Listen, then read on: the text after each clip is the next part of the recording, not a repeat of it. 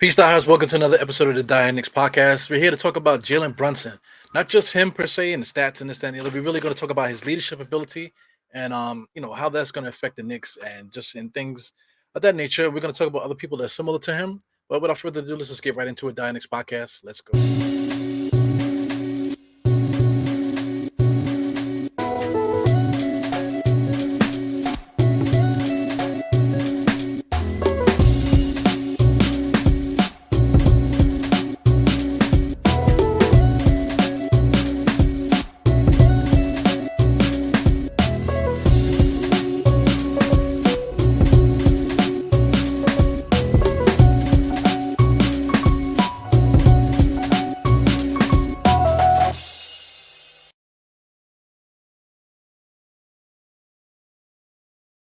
Yeah, man. Shout out to a beautiful hump day, man. It's kind of chilly in New York City. School is back tomorrow in most schools, and it's cold out there, man. I was out there a little earlier with shorts and short sleeve and stuff like that.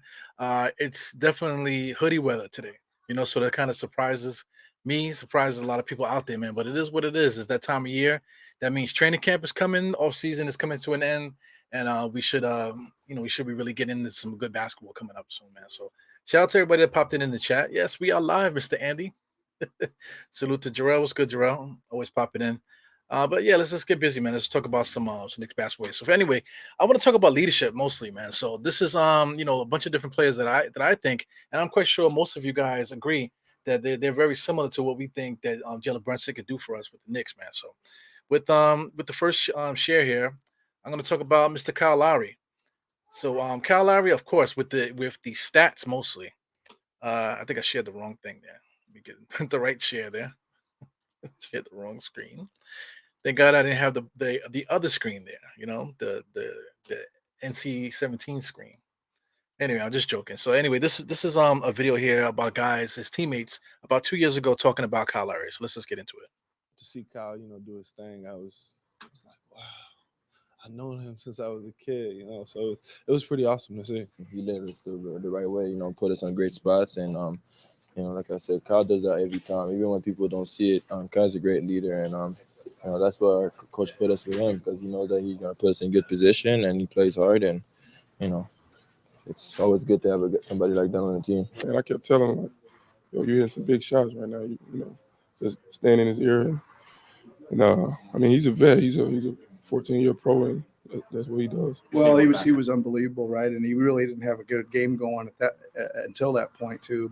He started, firing and making and driving and winning, and he was doing it all. I'm not sure I've seen anything like it. Because I didn't do it. We had a great team effort, man. Malcolm, Terrence Davis, Rondé, and Chris Boucher. I give them all the credit today. They won that game for us. Malcolm got few steals. TD hit a couple of big threes. Chris with his deflections and blocks, and shot blocks. Rondé with his putbacks and hustle effort. Give those guys the credit, man. Seriously. Yeah, man. So that's excellent to hear, man. First of all, the first guy, can't think of my man's name here. Let me get this out of here. The first young man that was talking about him, he was actually ex teammate in him back in days when they were a lot younger. But he also played for the Nets and this and the other, so he knows all about hard work, and he knows the guy from when he was younger. For what he was before and what he grew to now as an NBA player. So that's something that needs to be said as well. So as you saw on the screen there, I'll just put some stats up here. I didn't want to interrupt some of the guys speaking because you want to talk about Boucher. That's a young guy that's learning how to become a pro and stuff like that. He's still trying to get there.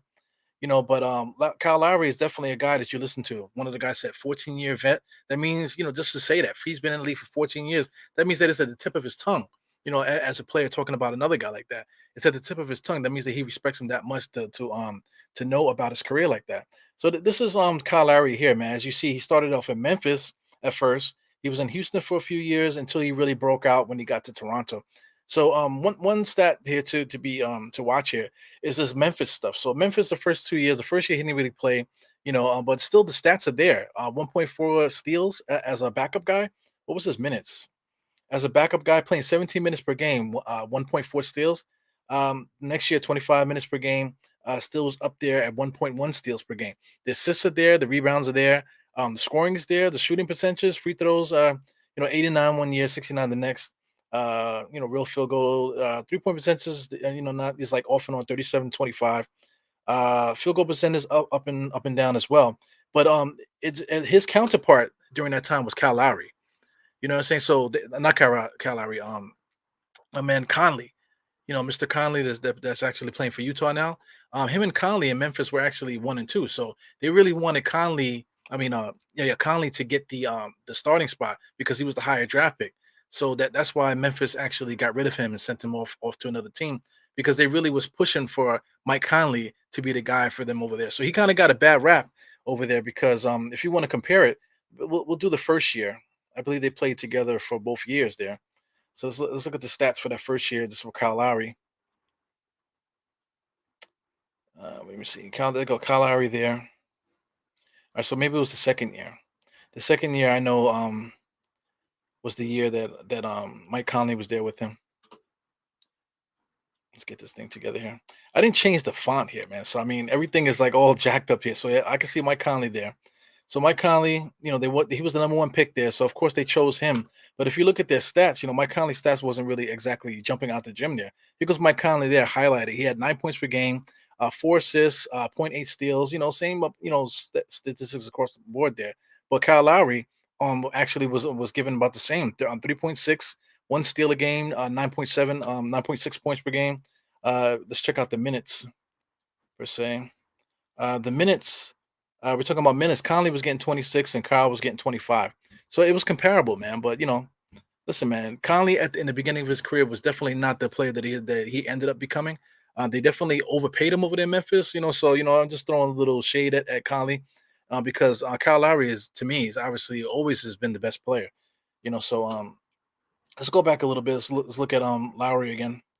So Lowry, as he went on to the next part of his career, he ended up in Houston. So in Houston as well, it took him a little while to get himself together as well in Houston. As you can see, here's a couple seasons with him not getting a lot of points. The last 2 seasons in Houston, he averaged 13 and 14. 6 assists up again. The steals has always been great for him. Rebounding is always good for his size and things of that nature too. His field goal percentages and everything else got way better. But they didn't really give him the team. It really was still like them fighting, other players, and they really don't believe in what he was doing and stuff.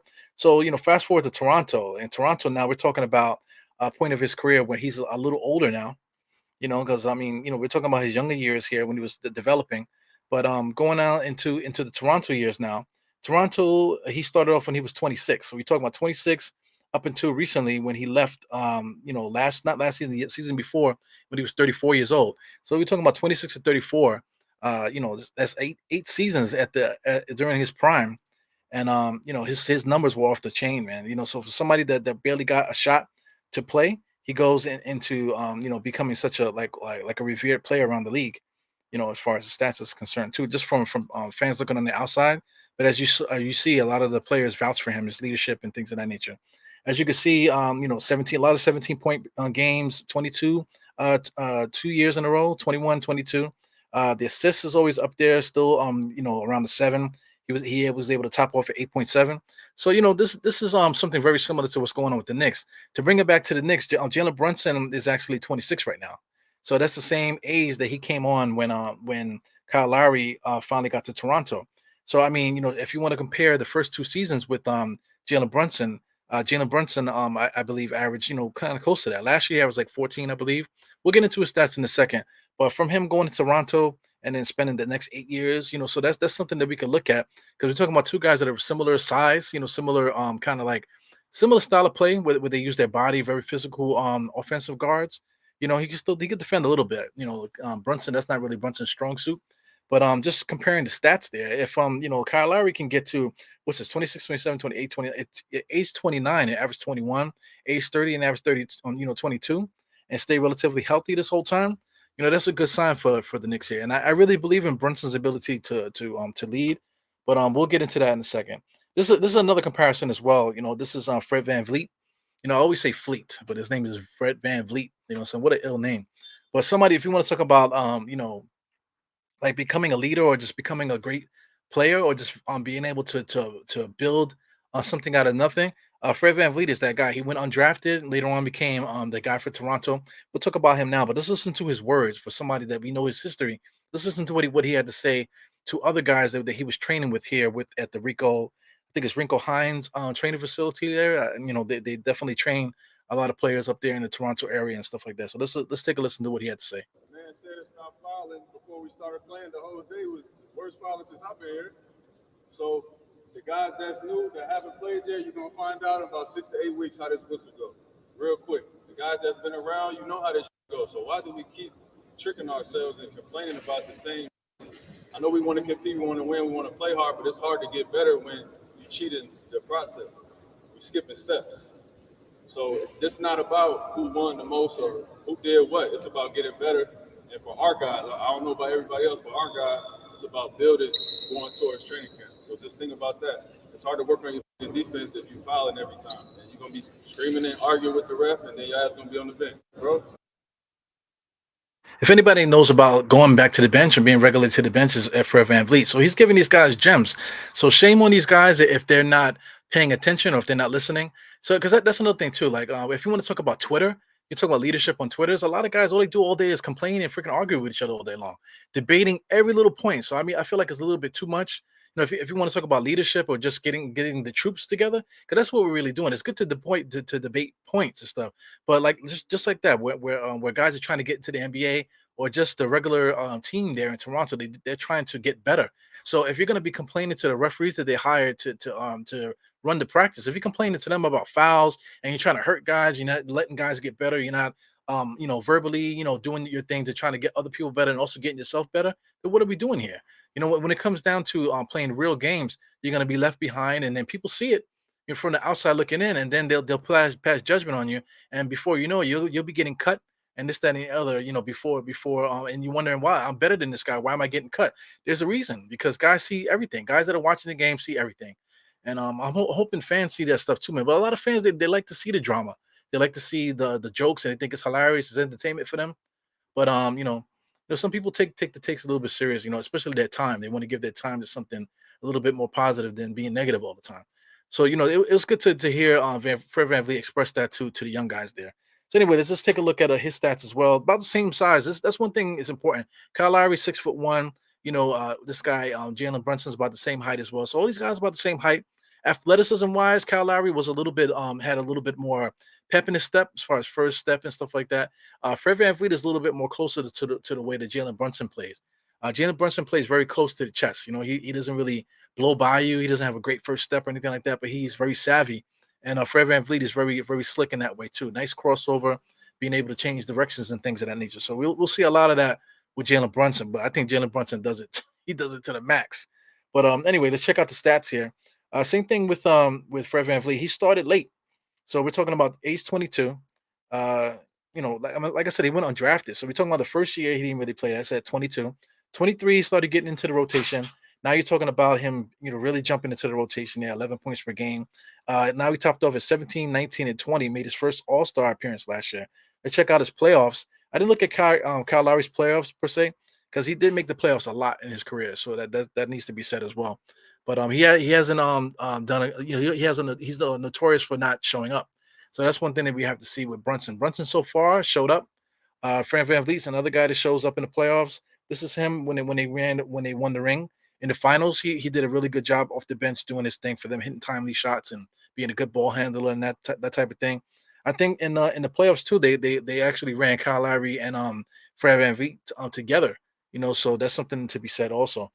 Toronto, like I said, 19 and 13 last year. So I mean, he's playing pretty. He's been playing pretty good for this team, man. As far as the assists and stuff and the points is concerned, you can see the development. His steals surprised me. You're talking about 1.9, 1.7. That's incredible. I never really paid attention to that because Fred VanVleet has a reputation of not playing good defense. So I mean, if he's not playing good defense, then why is he averaging damn near 2 steals a game? So he's playing some kind of defense, right? So I mean that's pretty good. As far as like the field goal percentages and things of that nature, all great stats are all across the board. But this is more about projection and where I might see Jalen Brunson and stuff like that. So it's all about leadership as well too, man. So just listening to him speak, his energy. That's one thing I didn't say about Kyle Lowry. His energy when he was given that thing, you can see that he's almost choked up because it's like too much attention for himself. Because you could tell that somebody like that is more concerned about what's happening on the court and everybody else getting better around him. That way they can win because he knows what he can do. But it's all about other guys believing in that as well. And I think Fred VanVleet, he agrees with that notion too. And he wouldn't like if he didn't agree to that, he wouldn't be in the NBA to tell you the truth because just the hard work that he put in, being undrafted and things of that nature. Speaking of like underdog, let's get into another underdog. We'll talk about Patrick Beverley here. So this is Patrick Beverley here. He popped up at West 4th Street. So I mean, the dude is crazy.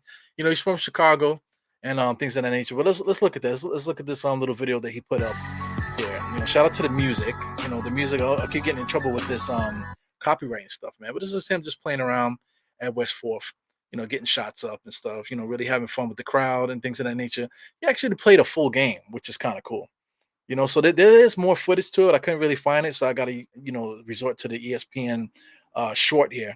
But he actually played a full court game with these guys, which is pretty cool, man. So he actually was going to an ESPN meeting at the time, and he just popped up at West 4th, to kill some time before he had to go on. So I thought that was dope. But let's get into why we love Patrick Beverley so much, man. So I'll pop this out. I want you guys to see this this video here that I took off of my Instagram story. So check it out. You'll be playing with LeBron James and Anthony Davis. They'll be playing with me.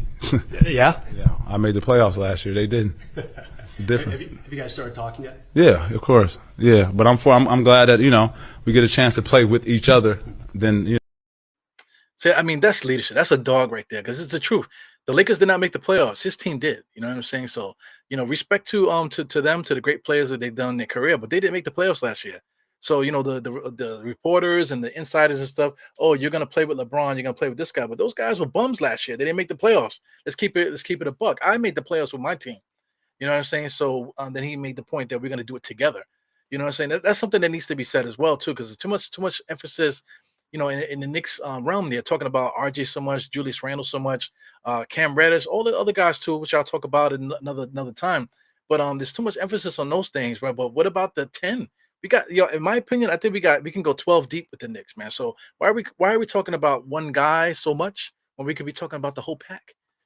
Us as a team, 1 through basically 12. I'm gonna say 1 through 12. We got a good team. We got a good team, nice deep team. That could withstand like an 82 game season. We can get through it. If everything works out, then this team, 12 guys that I think we have, I think we have to go 10-man rotation. If we go 10-man rotation, there's still somebody that's going to be out. Talking about point guards, Derrick Rose and IQ. Maybe one of those guys might be out of the rotation, man, or it could be somebody else. We'll have to wait and see. But it depends on the work the guys are going to put in. So I mean, just everything that Patrick Beverley says. I could post other videos too that I have up here. But the basic thing with Patrick Beverley is the same thing that Fred VanVleet said. It's about hard work. If you guys are complaining about this, and if you're complaining about like doing drills, or if you're complaining in practice where you're supposed to be getting better, and your main focus is to argue with the refs and to argue with each other about winning in practice, then how are you succeeding or getting better? Because you're focusing on things that don't mean anything.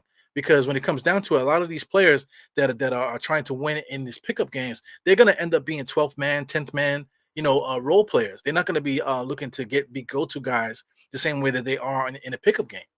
So that's perspective like a motherfucker, especially from Pat, especially from Fred VanVleet, because they would know for sure, because both of these guys are two guys that probably was on the outside looking in when it came to certain points in their career.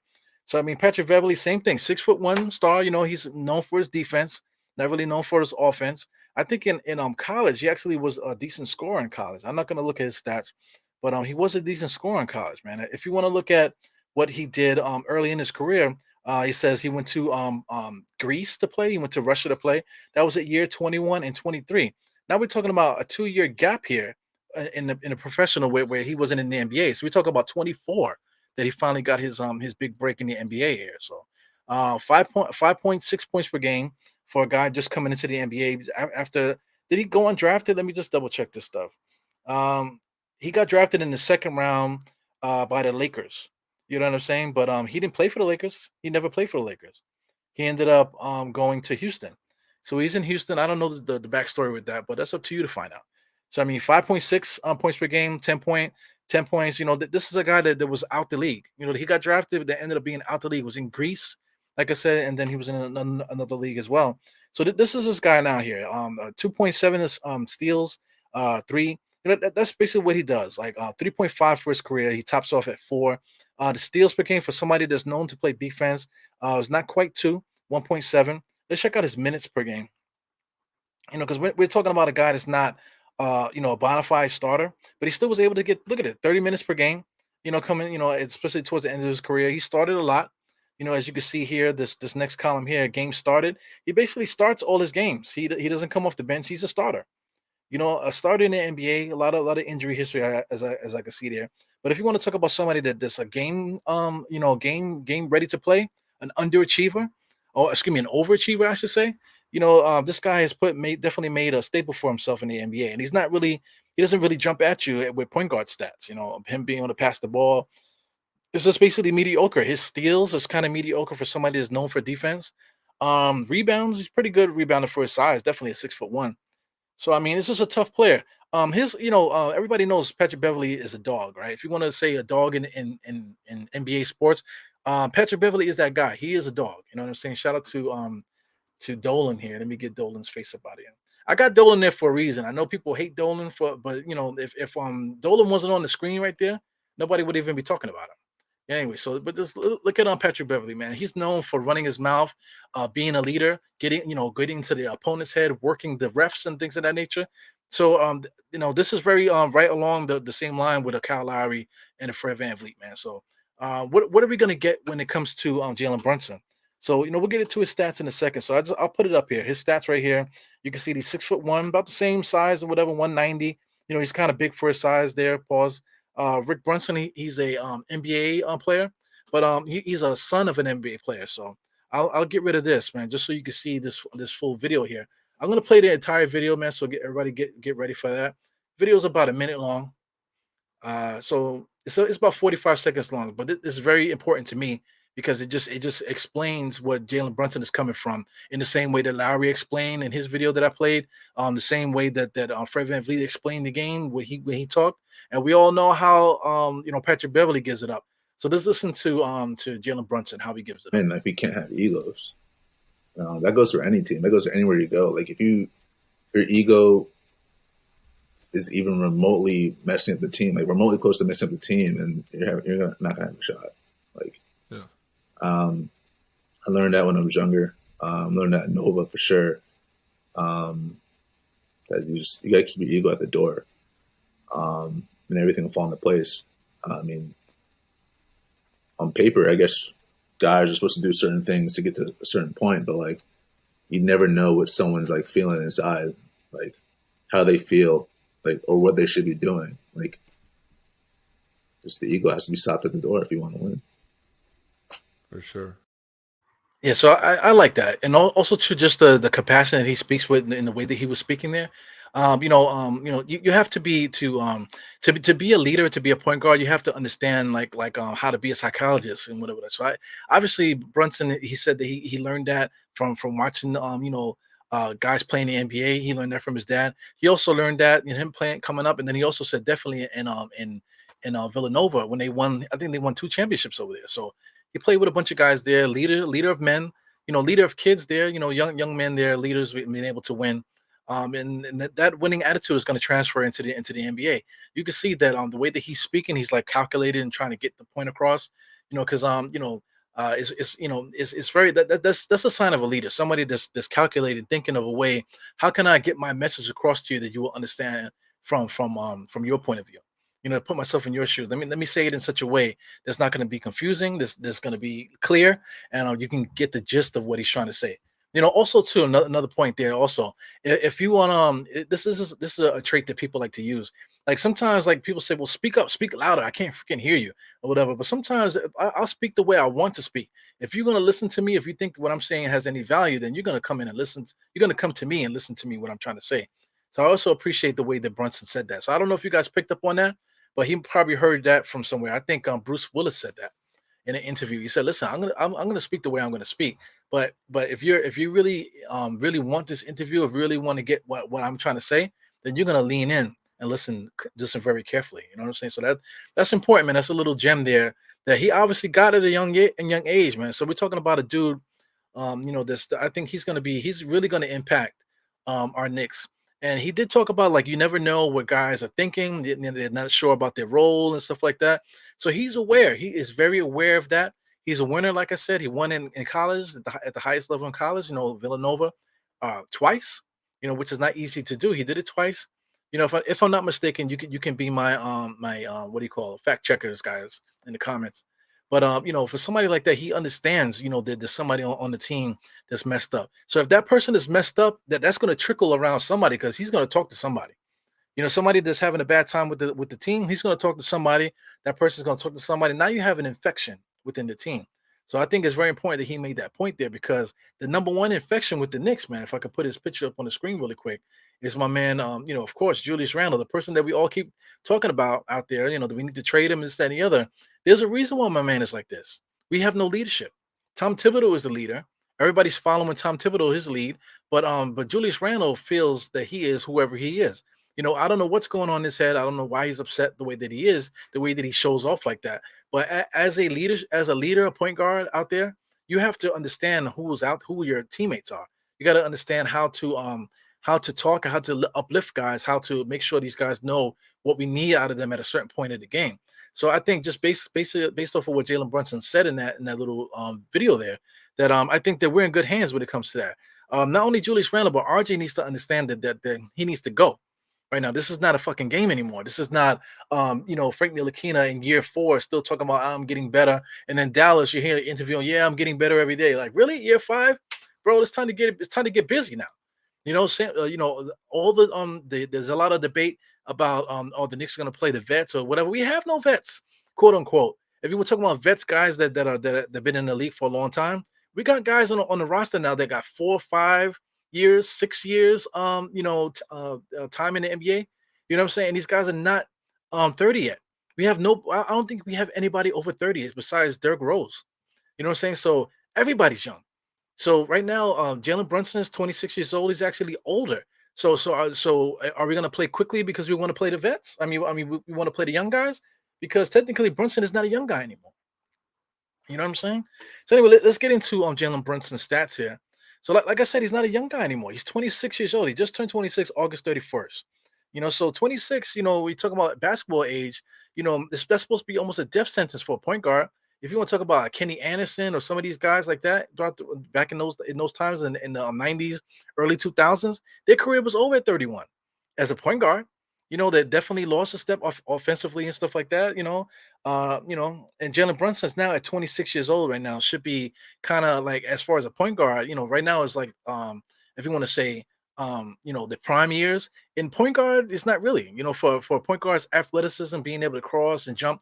Look at Derrick Rose. Look at all these different guys out there. Even Kyle Lowry lost a step and stuff. But savviness, being able to get the most out of your teammates, so you can get your shit off and also get theirs off too. That's just what's gonna propel Jalen Brunson throughout the twilight years of his career, man. So I'm really excited about this kid, man. I really think this kid is gonna be the one. As far as like getting that message across to everybody, in that locker room, and I think that's the only thing that we need. Cam Reddish, you want to talk about somebody that needs to wake up? I think Jalen Brunson might be that guy to help him do that. It's like I mentioned, Julius Randle, he got his little demons. RJ's not perfect either. RJ is quiet and this, that, and the other, but he needs not necessarily to be vocal, but he needs to put his stamp on his game already and stop playing around.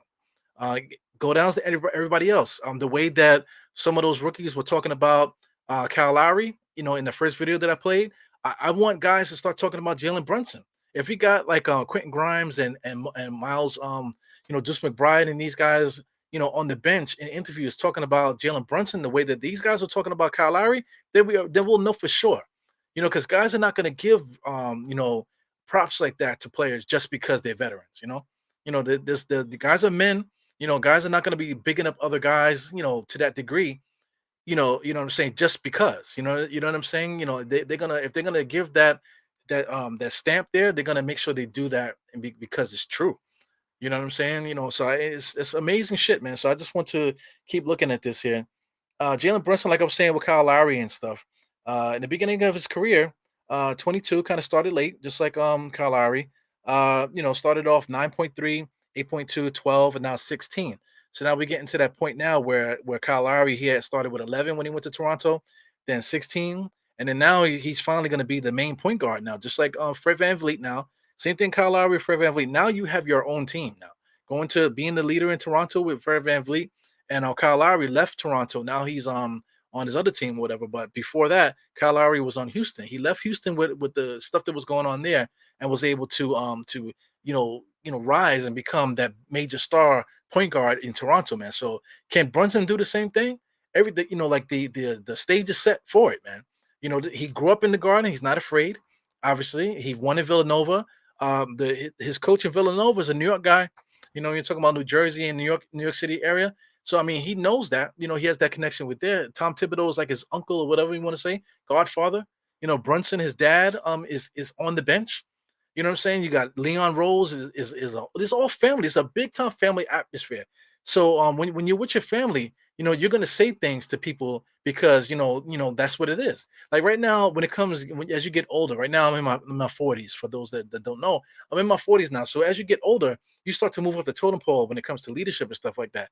So before, when you didn't say nothing because you're younger and you got your uncles and your aunts and stuff, they dropping dimes and stuff like that. Before you know it, people start dying off. Now you're the one. So if you want to put it in terms like that, for somebody like that, once you get to a certain age, now you're the point guard.